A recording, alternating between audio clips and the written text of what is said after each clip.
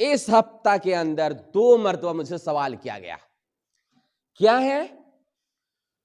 عورتوں کی آواز کے سلسلے میں، کہ عورتوں کی آواز پردہ ہے یا نہیں۔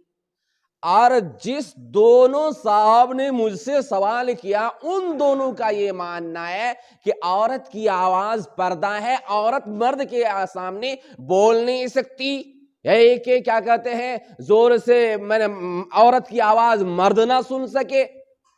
یہ صحیح بات نہیں ہے۔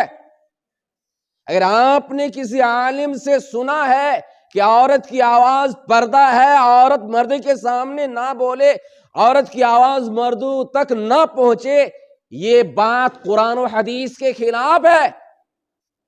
اس وجہ سے آج سے ذہن سے نکال دیں۔ اللہ کے بندو، اگر آپ حدیث پڑھیں، سیرت کی کتابیں پڑھیں، آپ کو معلوم ہوگا کہ عورتیں اللہ کے نبی علیہ السلام کے سامنے آ کر کے مسئلے پوچھتی تھی، اپنے شوہروں کی شکایت کرتی تھی، آپ انہیں سمجھاتے تھے، مسئلے پوچھتی تھی، مسئلے کا جواب آپ علیہ السلام دیتے تھے، اور عجیب و غریب بھاری بھاری مسئلے پوچھا کرتی تھی، اور وہ سارے مسائل آج حدیث کی کتابوں میں موجود ہے، امتیں اس سے فائدہ اٹھا رہی ہیں۔ صحابہ کرام بے شمار صحابیات سے، عورتوں سے مسئلے پوچھی، خاص طور پر اللہ کے نبی علیہ السلام کی ازواج مطہرات سے صحابہ کرام جا کر کے علم حاصل کیا کرتے تھے۔ تو بات چیت ہوتی تھی تب نا، عورتیں بولتی تھی تب نا مسئلے معلوم ہوتے تھے، بغیر بولے کیسے معلوم ہوگا؟ تو ایسی بات نہیں ہے۔ البتہ عورتوں کی آواز کیسی ہونی چاہیے؟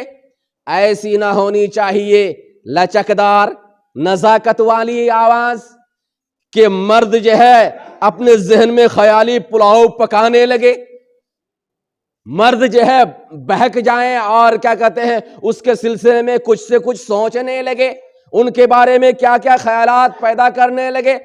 اس طرح سے عورتوں کو بات چیت نہیں کرنی چاہیے، جو بات ہے کلیئر اسے بول دینی چاہیے، جیسا کہ اللہ رب العالمین فرماتا ہے فَلَا تَخْضَعْنَا بِالْقَوْلِ فَيَطْمَعَ الَّذِي فِي قَلْبِهِ مَرَضٌ وَقُلْنَا قَوْلًا مَعْرُوفًا، کہ ان سے جو ہے جو بات ہے سیدھی طریقے سے ان کے سامنے بیان کر دو، اچھے طریقے سے بیان کر دو، لیکن اس طرح سے ان کے سامنے بات چیت نہ کرو کہ اس کے دل میں بیماری پیدا ہو تمہارے سلسلے میں۔ تو کہنے کا مطلب یہ ہے کہ عورت کی آواز صحیح قول کے مطابق پردہ نہیں ہے، مسائل کی باتیں وہ کر سکتی ہیں، دین کی باتیں وہ پھیلا بھی سکتی ہیں، اور نیٹ میں بھی ڈال سکتی ہیں، اچھی باتیں، کوئی مسئلہ نہیں ہے۔ تو جو یہ سمجھ رکھے ہیں ان کو اپنے ذہن سے بات نکال دینی